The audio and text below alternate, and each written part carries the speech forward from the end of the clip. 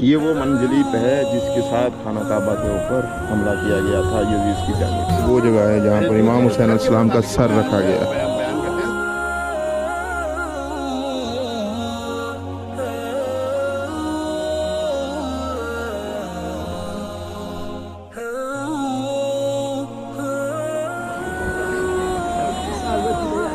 یہ پورا کا پورا بڑے بڑے پتھروں سے بنا ہوا.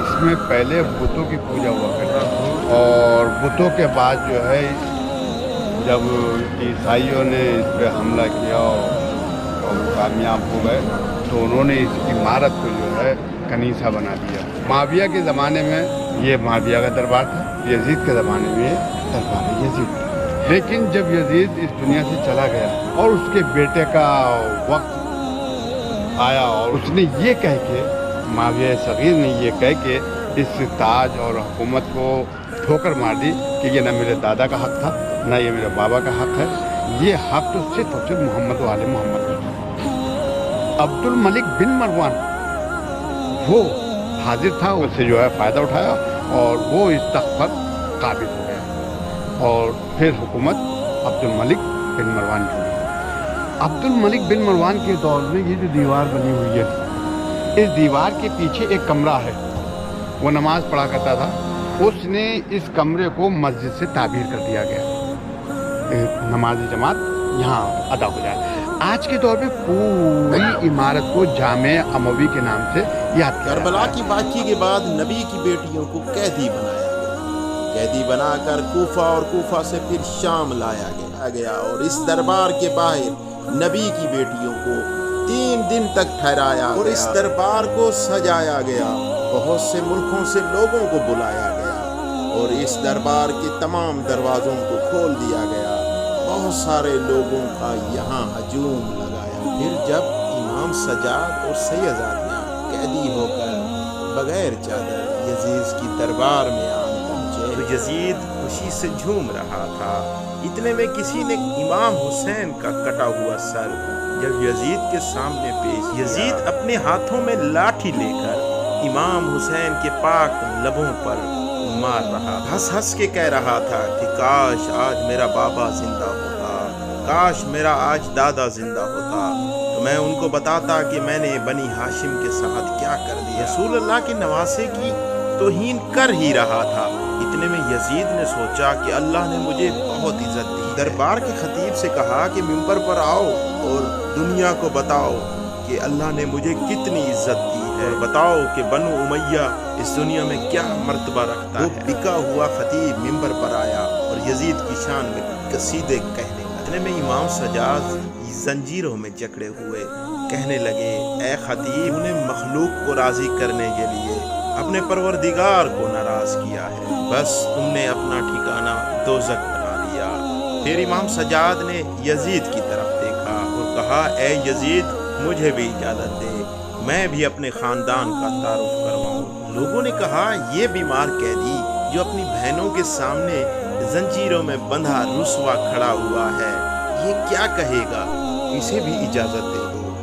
پھر یزید نے کہا کہ کرواؤ تم اپنا تعارف. امام سجاد زنجیروں میں جکڑے ہوئے ممبر پر آتے ہیں اور فرماتے ہیں، تعریف اس اللہ کی جو تعریف کے قابل ہے. اے لوگو، اللہ نے ہمیں 6 چیزیں عطا کی اور 7 چیزوں سے ہمیں برتری حاصل ہے، اور 6 یہ ہیں: علم و حکمت، حلم اور بردباری، جود و سخاوت، فصاح اور بلاغت، شجاع اور بہادری، اور مومنین کے دلوں میں محبت اور مودت. اور ہماری 7 فضیلتیں یہ ہیں کہ اللہ کا رسول حضرت محمد صلی اللہ علیہ وآلہ وسلم ہم میں سے ہیں، امت کے صدیق اور جواں مرد علی اور جعفر ہم میں سے ہیں.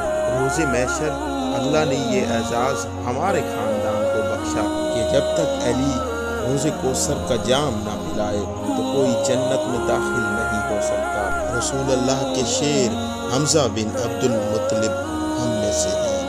رسول اللہ کی اولاد جن کو اللہ تعالیٰ نے جنت کا سردار بنایا وہ حسن اور حسین ہم میں سے ہیں. رسول اللہ نے جن عورتوں کو جنت کی سردار بنایا जिस औरत को तमाम औरतों की सरदार बनाया वो रसूल अल्लाह की बेटी फातिमा हम में से है। जो आखिरी हुज्जत ज़माने में कायम होगी वो मेहंदी हम में से है।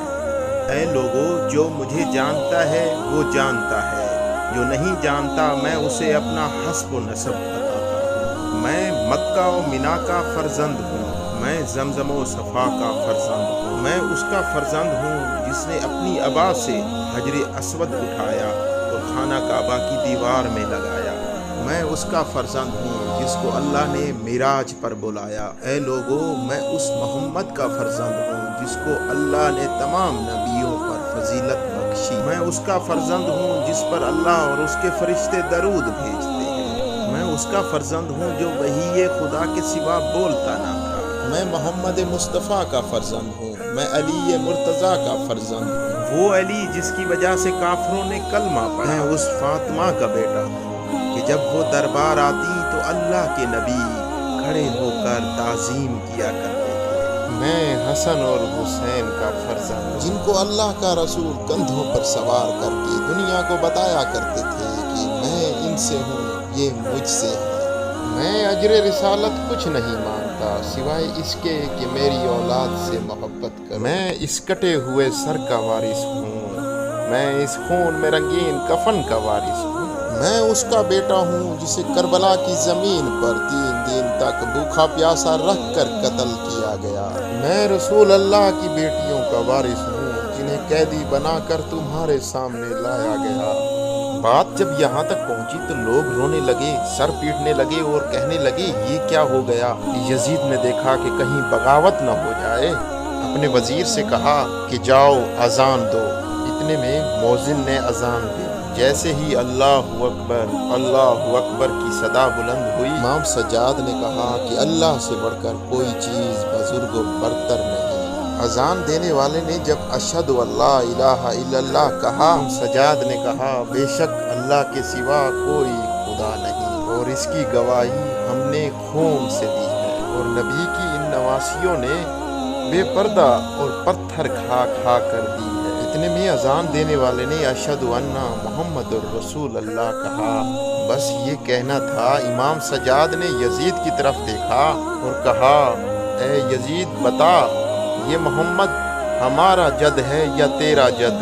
ये मोहम्मद इस कटे हुए सर के लब चूमता था, ये मोहम्मद इस कटे हुए सर को कंधों पर सवार करता था जिसका सर तुमने काटा है। इसी मोहम्मद की बेटियों को तुमने बेपर्दा करके बाजारों में फिराया है। इसी मोहम्मद का खून मेरी रगों में बहता है, इसी मोहम्मद का खून इस कटे हुए गले से आज भी बहता है। और बस लोगों के जहनों में बगावत ने जन्म ले लिया और यजीद ने कहा, जाओ इस हुसैन के बेटे को कैद में डाल दो और इन औरतों को भी कैद खाने में डाल दो। और रसूल अल्लाह के ख़ानदान को दरबार से लेकर कैद खाने में डाल दिया गया। उस इमाम सज्जाद के खुतबे का ये असर हुआ कि उस दिन से आज तक हर नेक इंसान यजीद पर लानत करता है और उस मजलूम हुसैन से प्यार करता है। जी दोस्तों, ये है पूरी दरबार यजीद। ये बिल्कुल उसी तरह बनी हुई है उस दौर में जिस तरह बनाई गई थी। बिल्कुल इसके अंदर बहुत कम चेंजिंग की गई है। इसके अंदर यूं ही आप आते हैं तो आपको एक बहुत बड़ा तख्त नजर आता है। इस साइड में ये तख्त इतना बड़ा है कि आपके घरों की जो छतें हैं उनसे भी बहुत बड़ा होगा। ये इतना ऊंचा तख्त है। इस तख्त के ऊपर यजीद बैठा करता था और इसी तख्त के साथ ये वो जगह बनाई गई है। अब इसको 4 दीवारी से मतलब एक मुअय्यन कर दिया गया है। यहाँ पर सादात के काफिले को ठहराया गया था। ये वो जगह है जहाँ सादात के काफिले को ठहराया गया था और पीछे यजीद का दरबार। और ये वो जगह है जहाँ से बीवी ने खुतबा दिया था। इस जगह को अब इस अंदाज से बना दिया गया है, लेकिन ये वो जगह है जहाँ पर बीवी ने खुतबा दिया था और इमाम सज्जाद अलैहिस्सलाम ने भी खुतबा दिया था। ये इसी यजीद की दरबार के अंदर एक नबी खुदा का रोज़ा भी है।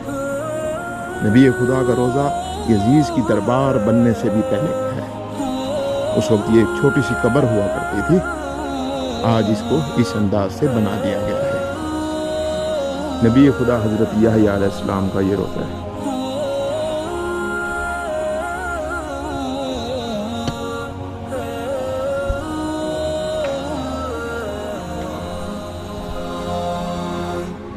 ये देखिए नबी खुदा हज़रत याहया अलैहिस्सलाम।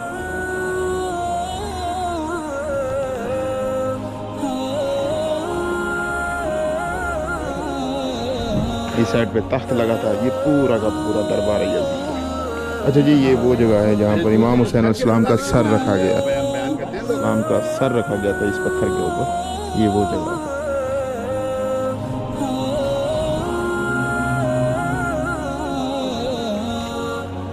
ये वो जगह है जहाँ पर इमाम सजाद अलैहिस्सलाम को कैद में रखा गया था।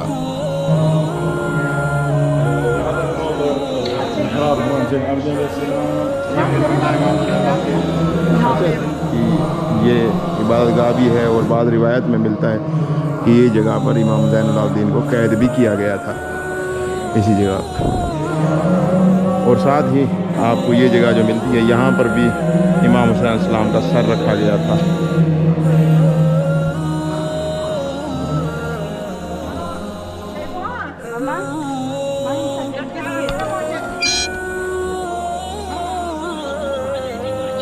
ये वो मंजलीप है जिसके साथ खाना काबा के ऊपर हमला किया गया था यजीद की जानिब से।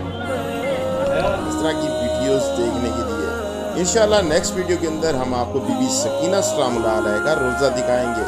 दुआ में याद रखिएगा, मिलते हैं नई वीडियो में। जब तक दीजिए इजाज़त, अल्लाह हाफिज़।